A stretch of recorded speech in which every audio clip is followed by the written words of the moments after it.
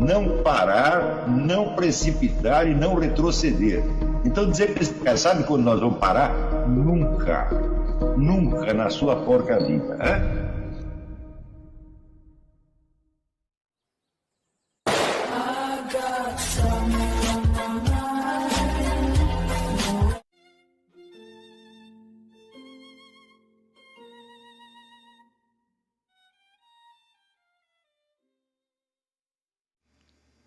E aí pessoal, tranquilo? Então vem aqui antes do vídeo começar, pedir para vocês se inscreverem, quem não for inscrito, compartilhar, curtir, comentar. Quem puder seja membro do canal, que isso ajuda bastante. Tem também o link do Apoia-se. Quem puder ajudar nosso canal e apoiar financeiramente vai ser muito bem-vindo. Mas o mais importante é transmitir o conteúdo e os conhecimentos do professor Olavo de Carvalho para mais e mais brasileiros. Então compartilhe e ajude aí nossa causa. Muito obrigado a todos os membros, apoiadores do canal. Fico muito feliz. Tenho certeza que a gente está no caminho certo. Então fiquem com o vídeo e até mais. Valeu!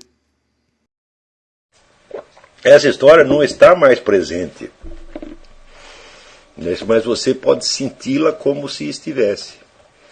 Os momentos alegres e tristes que você viveu, as expectativas que se cumpriram e as que foram frustradas e assim por diante. Não é isso? Então, isso que eu estou dizendo é suficiente para você ver como qualquer visão do ser humano que seja centrado na sua realidade física, ela é falsa. O homem vive dentro de um mundo de símbolos, de expectativas, de virtualidades. É aí que nós vivemos. Todo o universo que nós chamamos de história é assim. Tudo que se passou no passado não está mais fisicamente presente. Você só tem, vamos dizer, sinal daquilo através, vamos dizer, de resíduos escritos, não é isso?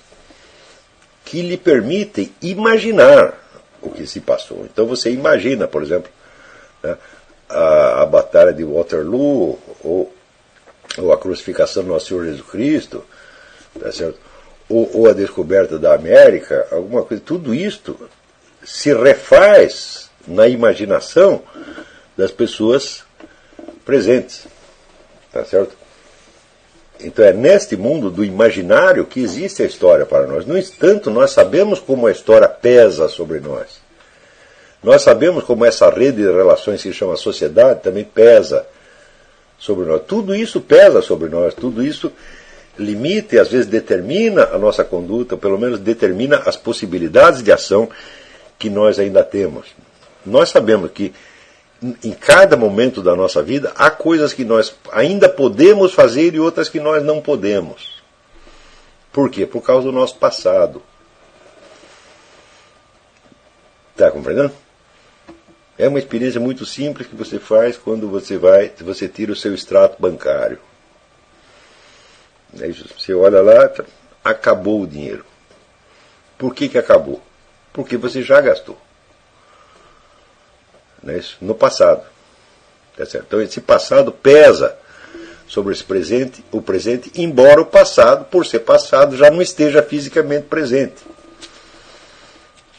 Está entendendo? Então, nós somos muito mais oprimidos por esse tipo de coisas do que, vamos dizer, pela presença física de obstáculos e dificuldades. Não é isso? Então, veja, quando nós identificamos o real com o fisicamente presente, nós estamos cometendo, vamos dizer, um erro absolutamente pueril. Porque o real é o fisicamente presente para um bebê recém-nascido, e somente para ele. Ou então para o doente que acaba de acordar, desmemoriado, tá certo? Vamos dizer, ou por uma pessoa reduzida a, vamos dizer, as suas funções mais elementares. Para essas pessoas, o fisicamente presente é o real, é todo o real. Para todas as demais, o real é o que nós chamamos de virtual. Quer dizer, o real é constituído de um sistema, uma rede imensa de possibilidades anunciadas por sinais ou símbolos. Tá certo?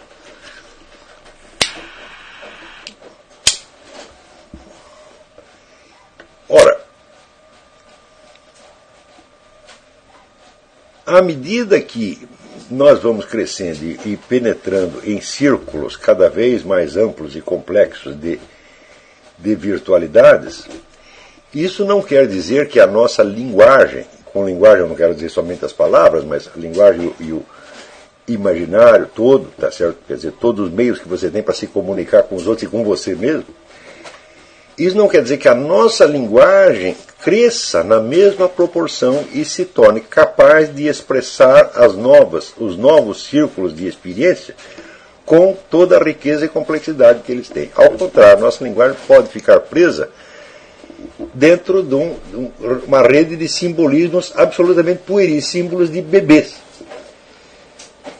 Está entendendo? Isso é, você tem experiências mais complexas e no instante que você as tem, você as compreende. Mas você não é capaz de refletir sobre elas, porque você não tem os símbolos adequados. Os seus símbolos estão presos à linguagem do bebê. Você não é capaz de a sua linguagem pode expressar, vamos dizer, apenas as experiências físicas mais imediatas. Está entendendo? Isso quer dizer que o descompasso entre a ampliação progressiva do círculo de experiência e a ampliação da linguagem e dos meios de reflexão é um dos grandes problemas da espécie humana. E a educação existe, entre outras coisas, para suprir isso aí. Tá certo? Por quê? Que o círculo de experiência cresça é inevitável. À medida que você cresce fisicamente, tá certo? E que você tem outras possibilidades de ação que você não tinha como bebê, tá certo? É normal que a sua experiência vá se ampliando.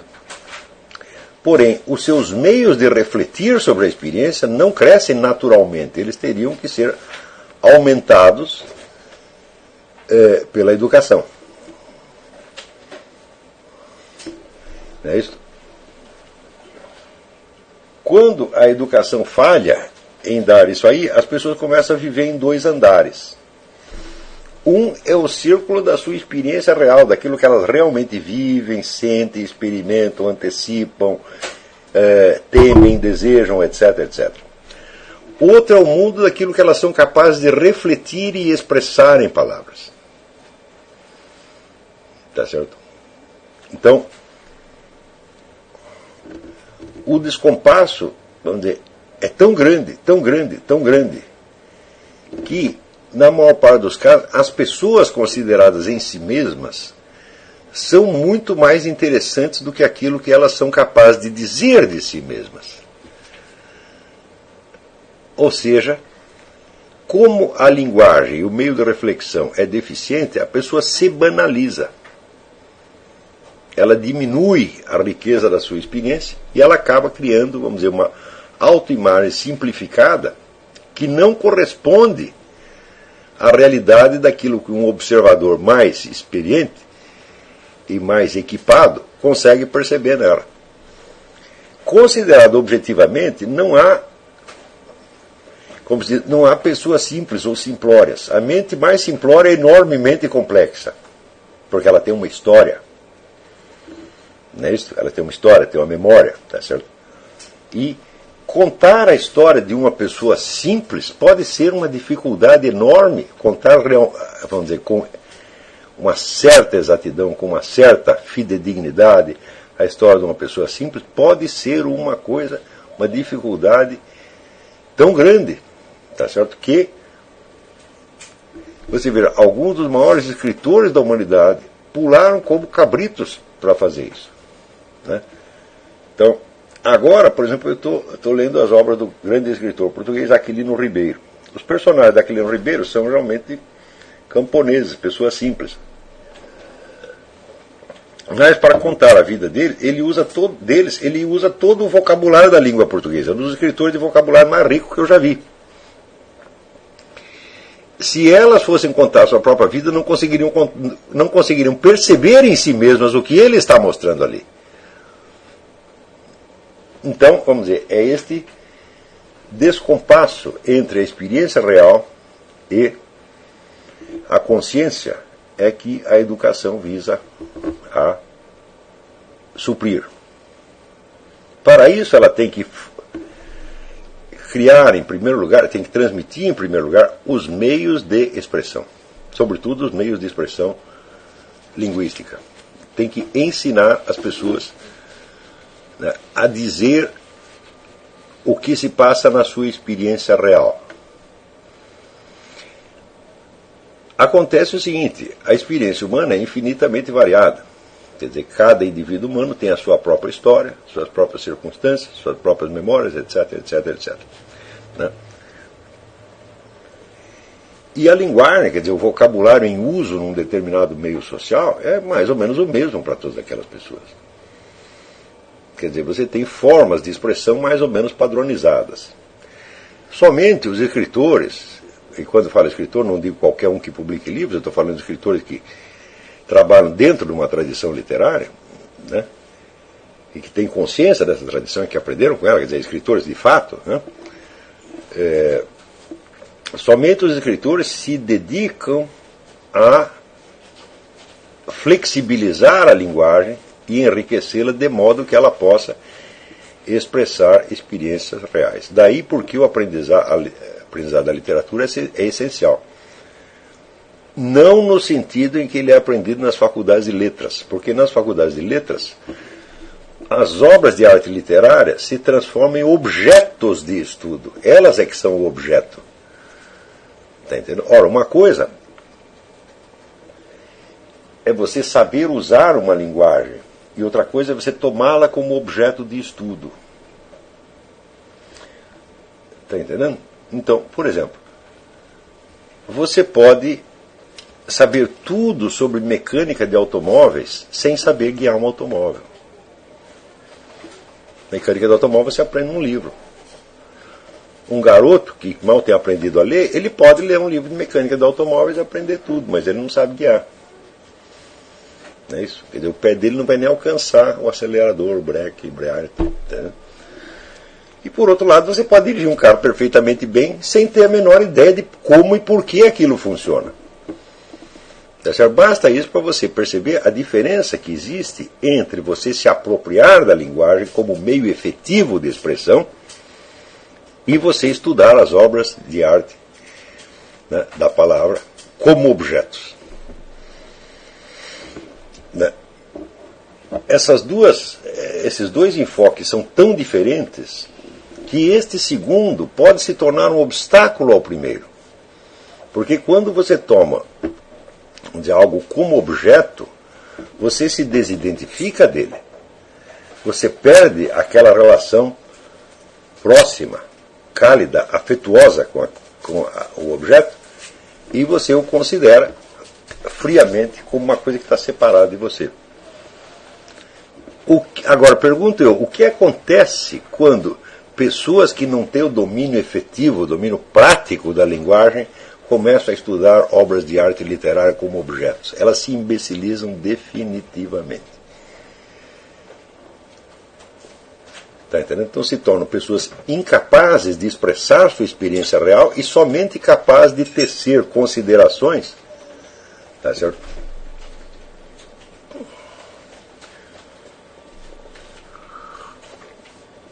Sobre objetos que elas não têm a menor ideia de para que servem. Tá certo? Então, é muitíssimo importante que nesta fase dos nossos estudos vocês não estudem obras de arte literária como objeto. Aqueles que entre vocês têm a infelicidade de ser alunos de faculdade de letras, por favor, façam abstração do que aprenderam lá. Tá certo? Vocês têm que tomar posse das obras de arte literárias como uma criança que está aprendendo a falar. Você vai ter que aprender a falar como esses escritores falam, de modo a você poder usar os instrumentos que eles criaram, usar os giros de linguagem, o vocabulário, tá certo? A sintaxe, tal, como um instrumento seu. O que você tem que aprender é a imitar esses escritores. Imite um, depois imite outro, depois imite outro, depois imite... Vai imitando vários. Dessas várias imitações, tá certo? você irá aos poucos compondo o conjunto de instrumentos expressivos que lhe interessa para os seus próprios fins. Está compreendendo? Depois de você ter essa experiência viva das obras de arte literária durante muitos anos, então daí você vai ter, vamos dizer, uma coleção de exemplos de obras de arte literária na sua mente, e você já terá absorvido o que essas obras podem lhe dar. Depois disso, você pode talvez até considerá-las como objetos e entrar em estudos literários. Mas se você fizer isso antes, você vai estar lesando a sua mente.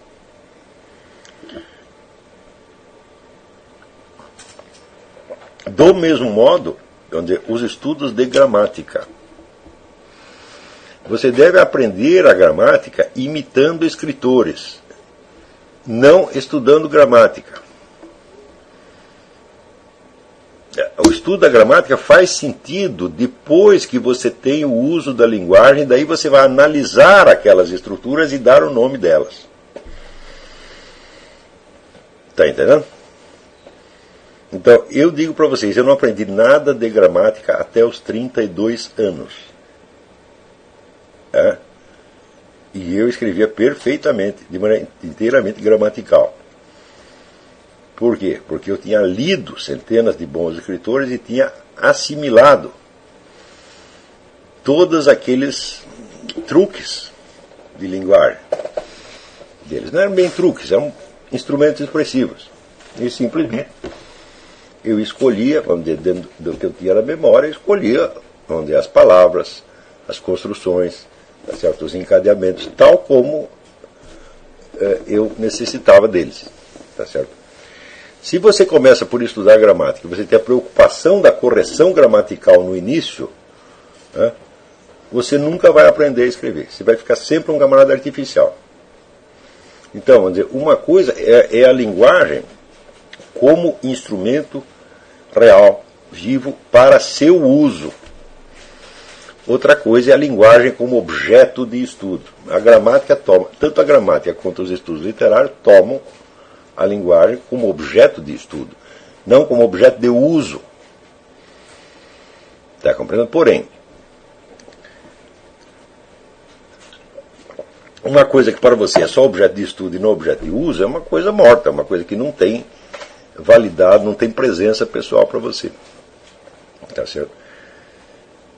Então, vocês vão ler os escritores com esta ideia de você aprender a expressar o que eles expressaram. De início, você vai ver que eles usam uma linguagem pessoal para expressar algo que eles estão querendo dizer, algo que está na imaginação deles, ou na memória deles, ou no sentimento deles. Tá certo? Mas aos poucos, quando você tiver lido vários, você vai ver que esses esquemas servem para situações análogas suas. Tá certo? Porém, a imitação é extremamente importante, porque é na imitação que você vai aprender, vamos dizer, a modular o tom conforme as necessidades expressivas. Eu recomendo que quando você começa a ler um autor, não em filosofia, mas em literatura, você leia de preferência a obra inteira dele, ou pelo menos as obras principais, justamente para assimilar esse estilo. De que você imite servilmente o modo dele escrever. Por quê? Porque depois você vai imitar outro que vai te libertar das limitações do primeiro, e outro, e outro, e outro, e outro, e outro, e outro. Quer dizer, os males da imitação serão corrigidos pela própria imitação. No fim, você vai ter um repertório tão grande, tá certo? Que você verá que você já não está imitando ninguém, você está escrevendo como você mesmo.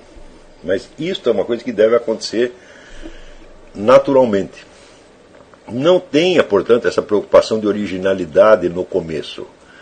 A originalidade na expressão literária é uma conquista e não uma obrigação.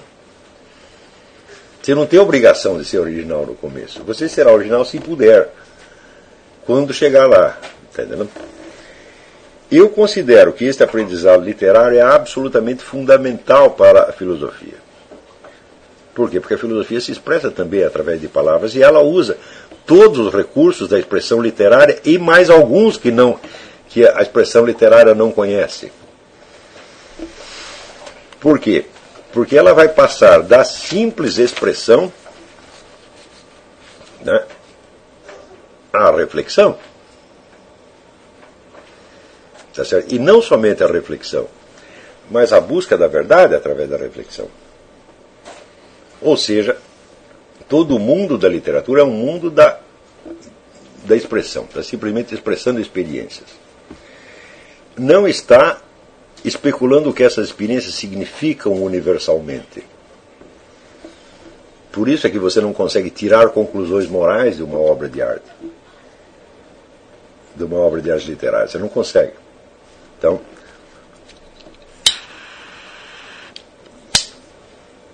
porque na conclusão moral você está passando da mera expressão da experiência para uma reflexão mais profunda, tá certo? Em face de critérios que se pretendem universalmente válidos. Se o romancista, o novelista, fosse parar para fazer isso, ele não ia poder acabar de contar a história, porque a mente dele ia se complicar de tal modo com questões teoréticas, não é isso? Que ele ia acabar escrevendo um tratado de moral, de filosofia moral, tá certo? Ou de psicologia, ou coisa assim.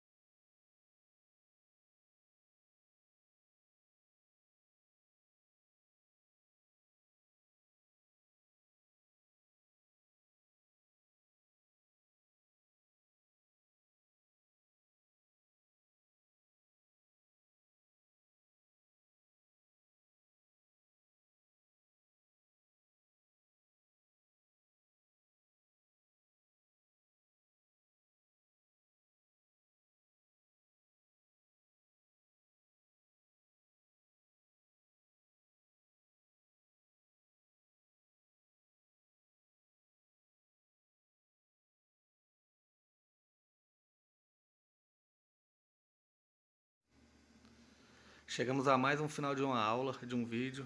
Espero que tenham gostado. Quem não se inscreveu ainda, se inscreva, compartilhe, comente. Ajude o nosso canal, apoie, seja membro. E ajude o nosso canal a chegar a cada dia a mais brasileiros que precisam muito do conhecimento do professor Olavo de Carvalho. Então é isso aí, fique com Deus, até o próximo. Valeu! Então é isso aí, pessoal. Que é o nosso canal. Que são alguns livros que eu já li. A maioria foi doação, mas alguns eu adquiri, professor Olavo de Carvalho. Alguns livros se perderam aí que eu emprestei. Professor Alexandre Costa. A Bíblia Sagrada. 10 lições sobre Karl Marx. Indica não ler esse livro, que é muito ruim mesmo. Alguns pensadores aqui que realmente, como o professor Olavo de Carvalho disse, não são pensadores. Valeu, tamo junto aí. Apoie nosso canal, seja membro.